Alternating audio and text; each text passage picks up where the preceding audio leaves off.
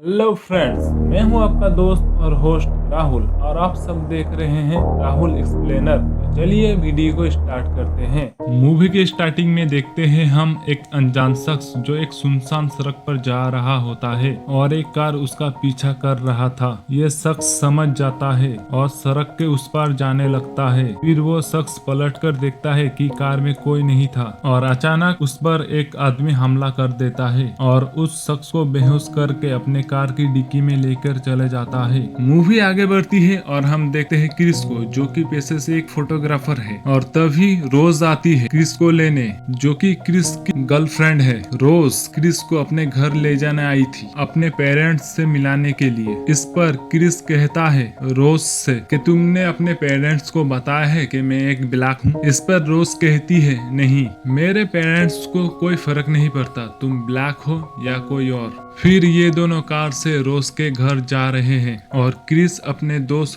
Rod को call कर रहा था, जो कि एक पुलिस ऑफिसर है। क्रिस रॉड को बताता है कि वो रोज के घर जा रहा है और रॉड क्रिस से कहता है मत जा यार गोरो के घर, और क्रिस कॉल कट कर देता है। फिर अचानक गाड़ी के सामने एक हिरन आ जाती है। ये दोनों कार से उतरते हैं और क्रिस हिरन को देखने के लिए जाता है, लेकिन वो हिरन मर जाता है। और तभी पुलिस की कार आती है और रोज पुलिस को सब बताती है। फिर पुलिस क्रिस से उसका आईडी मांगता है और रोज भड़क जाती है। वो कहती है ड्राइव तो मैं कर रही थी, फिर क्रिस का आईडी क्यों दूं? पर इससे क्रिस को कोई ज्यादा फर्क नहीं पड़ता, क्योंकि ऐसा उसके साथ अक्सर होता है। फिर ये दोनों रोज के घर पहुंचते हैं। रोज का डैड डीन, जो कि एक न्यूरो सर्जन है, और उसकी माँ मिसी, जो कि एक हिप्नोथेरेपिस्ट है। और ये दोनों रास्ते में हुए एक्सीडेंट के बारे में बताते हैं। इस पर डीन कहता है अच्छा हुआ वो मर गया, अभी तो एक मरा है, हजारों मरना अभी भी बाकी है। फिर डीन क्रिस को अपना घर दिखाने लगता है और अपने फैमिली के फोटोग्राफ्स दिखाता है, जिसमें से एक फोटो में रोज और उसका छोटा भाई जेरेमी दिखाई देता है। और डीन कहता है जेरेमी अभी न्यूरो सर्जन की पढ़ाई कर रहा है। फिर क्रिस की नजर जॉर्जिना और वॉल्टर पर जाती है और उसे कुछ अजीब लगता है। और फिर डीन क्रिस से कहता है तुम्हें कुछ अजीब लग रहा होगा, व्हाइट फैमिली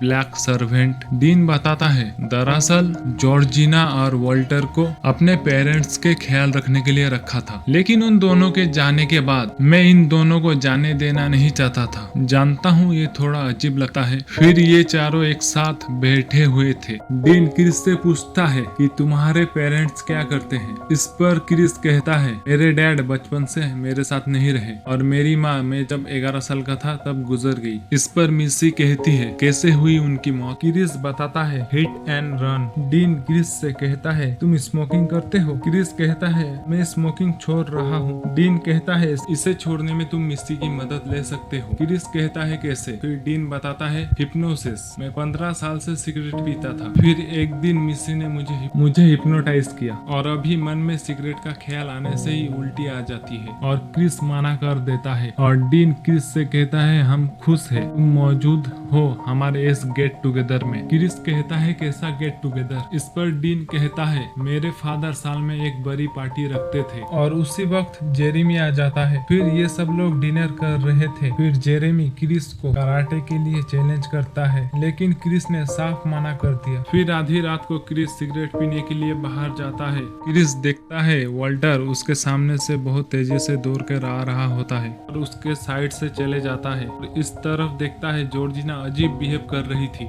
ये सब देखकर क्रिस थोड़ा डर जाता है। फिर क्रिस घर में चले जाता है और मिसी उससे कहती है जानते हो ना स्मोकिंग बुरी बात है, और अपने पास बुलाती है और उससे उसकी मॉम के बारे में पूछती है। कहती है तुम कहाँ थे जब उनकी मौत हुई? क्रिस कहता है बारिश हो रही थी और वो काम से घर आ रही थी और मैं बस बैठा रहा टीवी देखता रहा। फिर मिसी क्रिस से कहती है तुम्हारी मॉम की मौत की जिम्मेदार तुम हो और उसे हिप्नोटाइज कर लेती है। फिर उसे अंधेरी दुनिया में भेज देती है और जब क्रिस को होश आता है वो अपने आप को बेड पर पाता है। फिर क्रिस देखता है उसका फोन चार्जर से छुड़ा हुआ था। फिर वो फोन को चार्जर पर लगा देता है और बाहर जाता है कुछ फोटोज लेने। फिर थोड़ी देर बाद क्रिस वॉल्टर से मिलता है और वॉल्टर क्रिस से कहता है कल रात में एक्सरसाइज कर रहा था, मुझे माफ कर देना अगर तुम्हें डर लगा है तो। और वो कहता है रोज बहुत ही अच्छी है, एकदम बीबी बनने के लायक। बात बन पाई? क्रिस कहता है कौन सी बात? फिर वॉल्टर बताता है कल रात तुम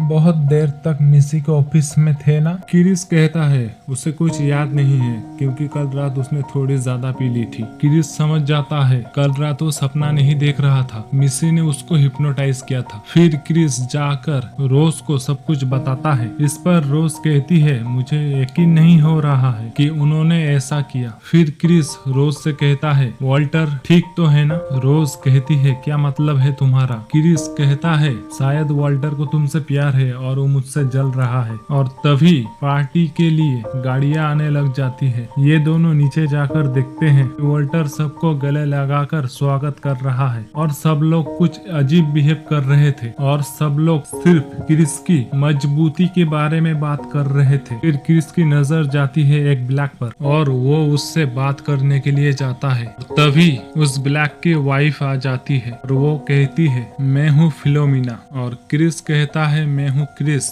रोज का बॉयफ्रेंड। फिर ये ब्लैक शख्स बोलता है मैं हूँ लोगन। क्रिस को बहुत अजीब लगता है क्योंकि लोगन एक बुढ़े की तरह बात कर रहा था और उससे 30 साल बड़ी वाइफ को देखकर फिर क्रिस की मुलाकात होती है जिम हडसन से जो कि एक आर्ट गैलरी चलाता है। फिर जिम कहता है अच्छे से जानता हूँ मैं तुम है, मुझे तुम्हारा काम बहुत पसंद है। जिम कहता है मैं भी फोटोग्राफी करता था और जेनेटिक डिजीज की वजह से उसकी आंख चले गई। फिर क्रिस ऊपर कमरे में जाने लगता है और ये सब लोग एकदम से चुप हो जाते हैं और क्रिस देखता है उसका फोन चार्जर से फिर से किसी ने छुड़ा दिया था। फिर क्रिस एक कमरे में जॉर्जिना को देखता है और वो समझ जाता है उसका फोन जॉर्जिना ने ही छुड़ाया था। क्रिस रोज से कहता है जॉर्जिना ने उसका फोन बंद कर दिया। रोज कहती है वो ऐसा क्यों करेगी। क्रिस कहता है शायद उसे पसंद नहीं मैं तुमसे बात करता हूँ। फिर क्रिस रोड से फोन पर बात करता है। वो कहता है यहाँ पर सब कुछ अजीब है और सब लोग भी, और ये भी कहता है कल रात उसको हिप्नोटाइज किया था। रॉड कहता है तू अभी निकल वहाँ से। क्रिस कहता है यहाँ पर बहुत सारे ब्लैक लोग हैं जो अजीब बिहेव कर रहे हैं। इस पर रॉड कहता है शायद वो लोग भी हिप्नोटाइज है। रोज की माँ सबको हिप्नोटाइज कर ऐसा बना देती है और क्रिस फोन रख देता है।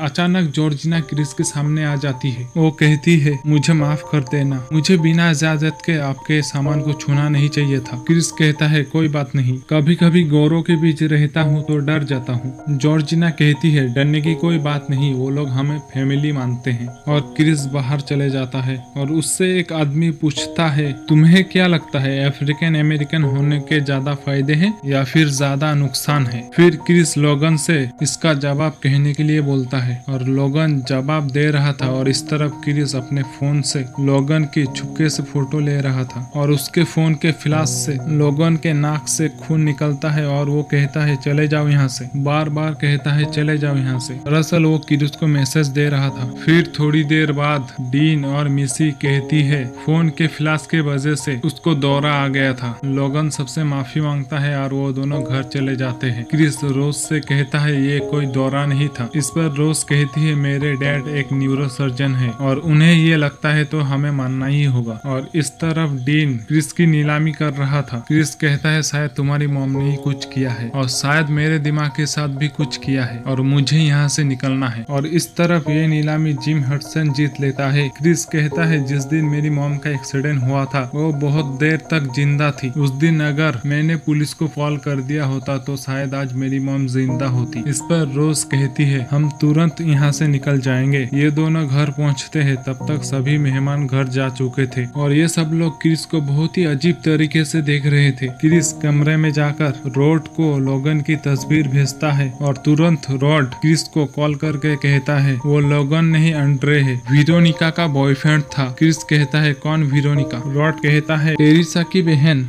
जो मूवी थिएटर में काम करती थी। और फिर क्रिस को याद आ जाता है। वो कहता है कि वो बहुत ही अजीब तरीके से बिहेव कर रहा था। रॉड कहता है उसने बुढ़ी की तरह ड्रेस क्यों पहना था और कहता है तू वहाँ से जल्दी से निकल, और फिर फोन की बैटरी खत्म हो जाती है। क्रिस रोज से कहता है मुझे अभी निकलना है यहाँ से, सब कुछ मैं तुम्हें कार में बताऊंगा। फिर रोज अपना बैग लेने जाती है और फिर क्रिस को रोज की अलमारी से एक बॉक्स मिलता है जिसके अंदर रोज के बहुत सारे एक्स बॉयफ्रेंड्स के फोटोग्राफ्स रखे हुए थे और वो सब लोग भी ब्लैक थे और उनमें वॉल्टर और जॉर्जिना के भी फोटो रखे हुए थे। क्रिस सब कुछ समझ जाता है और वो नीचे जाता है और देखता है ये सब लोग क्रिस को घेर लेते हैं। क्रिस चिल्लाकर रोज से कार की चाबी मांगता है। रोज कहती है कार की चाबी नहीं मिल रही। फिर से क्रिस रोज से कार की चाबी मांगता है और इस बार हम सब देखते हैं कार की चाबी शुरू से ही रोज के पास थी, मतलब रोज भी इन लोगों के साथ शामिल है। क्रिस भागने की कोशिश करता है लेकिन मिसी कप और चम्मच बजाकर क्रिस को हिप्नोटाइज कर लेती है और उसे अंधेरी दुनिया में डाल देती है। और इस तरफ रॉड क्रिस को कॉल कर कर के परेशान हो जाता है और अपने सीनियर ऑफिसर के पास जाता है, लेकिन वो समझ जाता है यहाँ से कोई मदद नहीं मिलने वाली। फिर वो एंड्रे के बारे में सब कुछ गूगल में सर्च कर रहा था। इस तरफ जब क्रिस को होश आता है वो अपने आप को कुर्सी से बांधा हुआ पाता है। उसके सामने एक पुराना टीवी रखा हुआ था जिसमें रोज के दादा का वीडियो चलने लगता है, जिसमें वो बताता है उसके परिवार ने साइंस का एक अजूबा कर दिया था, जिसमें वो बताते हैं कि एक आदमी का दिमाग किसी दूसरे आदमी के बॉडी में ट्रांसप्लांट करा जा सकता है। फिर टीवी पर कप और चम्मच बजने लगता है जिससे क्रिस फिर से हिप्नोटाइज होकर अंधेरी दुनिया में चले जाता है। रॉड रोज को कॉल करता है और उससे कहता है क्रिस कहाँ है। इस पर रोज कहती है क्रिस 2 दिन पहले ही यहाँ से चला गया है। रॉड को रोज पर शक हो जाता है और वो कॉल रिकॉर्डिंग करने लगता है। रोज चालाकी दिखाते हुए कहती है मैं जानती हूँ तुमने मुझे कॉल क्यों किया, क्योंकि तुम मुझसे प्यार करते हो। रॉड बौखला जाता है और वो कॉल कट कर देता है। क्रिस को जब होश आता है वो देखता है फिर से टीवी चलने लगती है और इस बार टीवी पर जिम था जिसने क्रिस को नीलामी पे खरीदा था। जिम क्रिस से कहता है तुम्हारे मन में अगर कोई सवाल है तो तुम मुझसे पूछ सकते हो। क्रिस कहता है ये सब के लिए हम ब्लैकी ही क्यों। जिम कहता है क्योंकि तुम बहुत फास्ट हो, ताकतवर हो इसलिए, लेकिन मुझे ये सब नहीं चाहिए, मुझे चाहिए तुम्हारी आंखें। और फिर से टीवी पर कप और चम्मच बजने लगता है और क्रिस बेहोश हो जाता है। डीन ने सब कुछ तैयारी कर लिया था और डीन जेरेमी से कहता है क्रिस को लाने के लिए। जेरेमी क्रिस के हाथ पैर खोल देता है और तभी क्रिस एक बॉल लेकर जेरेमी पर हमला कर देता है। क्योंकि वो इस बार हिप्नोटाइज नहीं हुआ था, उसने चेयर के रुई अपने कानों पर डाल लिया था और जेरेमी वहीं बेहोश हो जाता है और क्रिस वहीं पर रखा हुआ हिरन का मुंह लेकर डीन के पास जाता है और उसे बहुत ही बेरहमी से मार देता है। फिर वो मिसी के पास पहुंचता है और सबसे पहले कप और चम्मच को तोड़ देता है। फिर मिसी एक चाकू से उसके हाथ पर वार करती है। फिर क्रिस उसी चाकू से मिसी को मार देता है। फिर वो बाहर जाने ही वाला था तभी जेरेमी आ जाता है। फिर क्रिस उसे भी मार देता है और रोज अपने कमरे में बैठकर हेडफोन से गाना सुन रही थी और अपना अगला शिकार खोज रही थी। और क्रिस कार से जा ही रहा होता है तभी अचानक उसके कार के सामने जॉर्जिना आ जाती है। फिर वो जॉर्जिना को कार में बिठाकर जा रहा था और तभी जॉर्जिना क्रिस पर हमला कर देती है। दरअसल जॉर्जिना के सिर पर रोज की दादी का दिमाग था। फिर कार एक पेड़ से टकरा जाती है और जॉर्जिना का वहीं मौत हो जाता है और रोज पीछे पीछे गन चलाते हुए आ रही थी। तभी वॉल्टर तेजी से दौड़कर क्रिस पर हमला कर देता है। वॉल्टर के सिर पर रोज का दादाजी का दिमाग था। फिर क्रिस अपना फोन निकालकर फ्लैश ऑन करता है जिससे वॉल्टर होश में आ जाता है। तभी रोज वहां पर आ जाती है और वॉल्टर रोज से गन मांगता है। गन से उसे ही शूट कर देता है और फिर खुद को उड़ा लेता है। रोज गन लेने ही वाली थी तभी क्रिस गन ले लेता है और उसका गला घोटकर उसे मारने वाला था। तभी रोज उससे कहती है मैं तुमसे प्यार करती हूँ। फिर क्रिस रोज को मार नहीं पाता और तभी पुलिस की कार आ जाती है। दरअसल उस पुलिस की कार में रॉड था। ये दोनों कार से जाने लगते हैं और रोज की तरफ कर मौत हो जाती है और ये मूवी यहीं पर एंड हो जाती है। अगर आप लोगों को ये वीडियो अच्छा लगा तो लाइक, शेयर, कमेंट और सब्सक्राइब तो जरूर करना। और मैं जानता हूँ आप लोगों को मेरी वॉइस अच्छा नहीं लग रहा, मैं अपने वॉइस को बहुत इम्प्रूव करने की कोशिश कर रहा हूँ। आप लोग सपोर्ट बना के रखना बस।